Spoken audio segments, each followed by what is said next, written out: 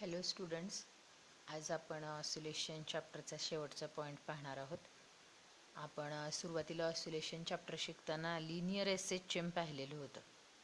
त्याचा formula, differential equations, 3 equations of the acceleration, velocity and displacement असं आपण मागे पाहिलेलं होतं लिनियर एसएचएममध्ये. आता पुढचा पॉईंट पाहणार आहोत तो angular SHM and it's differential equation. तर अँग्युलर एसएचएम म्हणजे काय? तर अँग्युलरचं मी मागे देताना तुम्हाला एक दिलेला होता की लिनियरमध्ये एक्स म्हणतात, डिस्प्लेसमेंट अँग्युलरमध्ये थीटा म्हणतात. अशा प्रकारचं मी तुम्हाला मागचा चॅप्टर झाला तेव्हा त्याच्यामध्ये शेवट सांगितलेलं होतं, सगळा चार्ट दिला होता. तो लक्षात असेल तर लक्षात येईल आपल्या हे सगळं.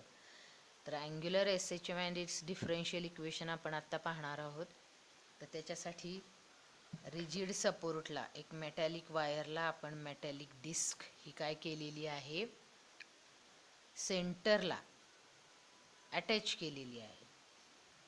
बरोबर, मेटॅलिक डिस्क ही अटॅच केली आणि मग ती काय होईल, स्लाइटली ती ट्विस्ट होईल.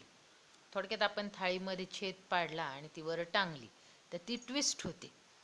तर ट्विस्ट होते म्हणजेच काय, it performs the rotational motion partly clockwise and partly anti-clockwise. Such oscillations are called angular oscillations, and this motion governed by the restoring torque in the wire which is opposite to that the angular displacement.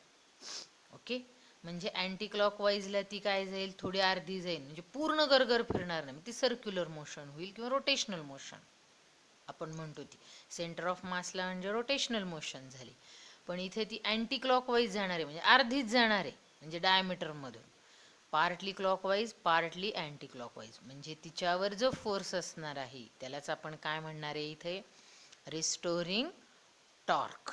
Okay, मग आपण जो force is directly proportional to the x असा linear SHM मध्ये शिकलो होतो. मग आता इथे काय होईल तो law, torque is directly proportional to the angular displacement, and this negative sign is indicates that it is opposite to that of the displacement.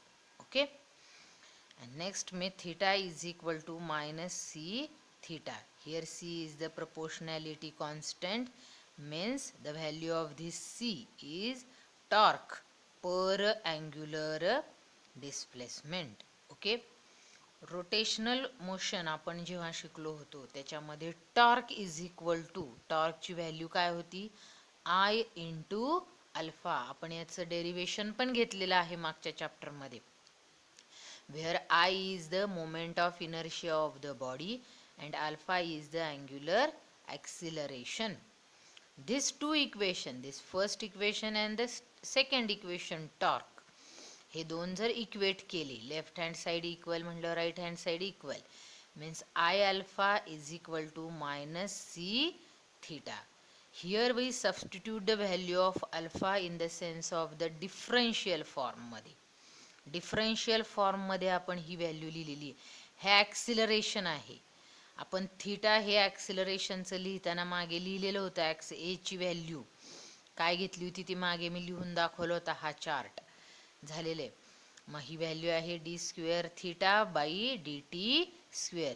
He value आहे ती ह्या अल्फाची आहे डिफरन्शियल फॉर्ममध्ये, is equal to minus C theta. मग हे c theta इकडे आला, तो काय झाला plus, is equal to 0. And this equation is known as the differential equation for angular S H M. जे पहिलं डिफरन्शियल इक्वेशन पाहिलं ते लिनियर एस एच एमसाठी आहे, आणि हे इक्वेशन कशासाठी आहे, angular S H M. Then here the value of the angular acceleration, angular ॲक्सिलरेशनची value D square theta by D T square is equal to minus C theta divided by I. Means alpha is directly proportional, alpha means angular acceleration is directly proportional to the angular displacement, and this minus sign indicates that it is opposite to that of the angular displacement. Here we write the angular SHM. आपण सुरुवातीला linear SHM ची definition पाहिली होती, त्याचप्रमाणे angular SHM is defined as the oscillatory motion of a body in which the torque for angular acceleration is directly proportional to the angular displacement, and its direction means this minus sign indicates that its direction is opposite to that of the angular displacement. Okay, then we find out the time period. मग time period calculate करणार म्हटल्यावर time period is equal to, आपल्याला formula माहिती आहे, time period of angular SHM 2π/, आणि ओमेगालाच काय म्हटलेले, angular acceleration per angular displacement. आपण सिंपल पेंड्युलम काढताना ही व्हॅल्यू A/x ची इथे सबस्टिट्यूट केलेली होती. मीन्स तिथे फक्त डिस्प्लेसमेंट म्हटलेलं होतं, ॲक्सिलरेशन पर युनिट डिस्प्लेसमेंट म्हटलं आपण सिंपल पेंड्युलममध्ये. आता इथं angular acceleration per unit angular displacement. Okay, मग त्याच्यातलंच आता आपण जर कशी फॉर्म होते तर त्याचं एक्झाम्पल पाहण्यासाठी आपण जर magnet, this is the magnet, हा जो S pole south and north pole, हा मॅग्नेट आहे, bar magnet. Magnet vibrating in uniform magnetic field, आणि हे जे पॅरलल दाखवलेले आहेत lines, this is the uniform magnetic field, and this uniform magnetic field having the notation B. आता तुमचा chapter चालू असेल मॅग्नेटिक फील्ड, त्याच्यामध्ये B is notation for the magnetic field. Okay, if this bar magnet is freely suspended in the plane of a uniform magnetic field, it remains in equilibrium with its axis parallel to the direction of the field.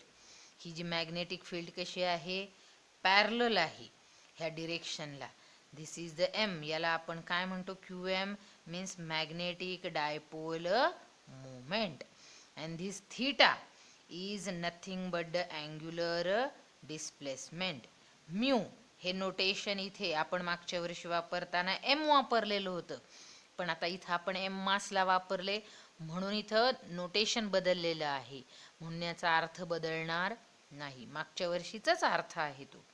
Mu is the magnetic dipole moment and B is the magnetic field.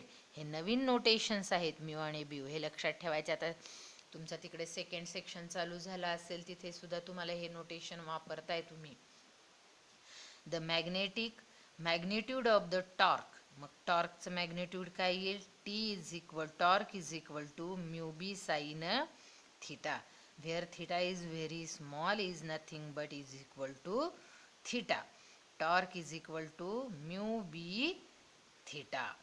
Okay, टॉर्कची आत्ताच आपण value पाहिली होती, काय, torque is equal to I alpha, आणि हे equation म्हणजे torque is equal to minus mu B sine theta. This is the first equation. It is magnitude in sense of the magnitude having the sign plus, and without magnitude this is the sign having the minus. Okay, then the value of alpha is equal to, आपण मगाशी alpha value काढलेली होती तीच value पुन्हा काढतोय, minus म्हणजे ही C ची value आहे थोडक्यात, mu B divided by I into theta, where mu is dipole moment constant, magnetic field constant, moment of inertia constant, means the law is alpha means angular acceleration is directly proportional to the angular displacement, and this minus sign indicates that it is opposite to that of the displacement, and then only this magnet performs the angular SHM. Okay, then we calculate the time period of that magnet, vibrating magnet. Time पिरियडचा formula हा कधीच विसरायचा नाही, T is equal to 2π/ओमेगा, and omega means what, angular acceleration per unit angular displacement, means alpha by theta. हे जे theoretical आहे ते मॅथमॅटिक मध्ये आपण असं लिहिणार, alpha means angular acceleration and theta is the angular displacement. मी इथं तुम्हाला व्हॅल्यू कशी आली ती पुन्हा लिहून दाखवलेली आहे. अल्फा मीन्स काय आलेले आहे आपल्याला, minus mu B by I into theta. Then theta here means the angular acceleration per unit angular displacement is equal to having the value mu b by I. then we substitute here. मग आपण substitute केल्यावर आपल्याला काय मिळेल, T is equal to 2 पाय, हा खाली आहे डिवायडर, वरती गेल्यावर मल्टिप्लायर घ्यायचा म्हणले काय होईल, I by mu B. Okay, and this is the time period of the vibration of a magnet. Okay, लक्षात येतोय. आपण टी हा फॉर्म्युला आहे, हाच फॉर्म्युला सिंपल पेंड्युलम मध्ये वापरलेला आहे ओमेगाची. फक्त ओमेगाची व्हॅल्यू बदलत राहणार आहे, की तो जो ऑब्जेक्ट आहे तो बदलला की ती ओमेगाची व्हॅल्यू बदलत आहे. Okay, and this is the end of the chapter of oscillation. Okay, thank you.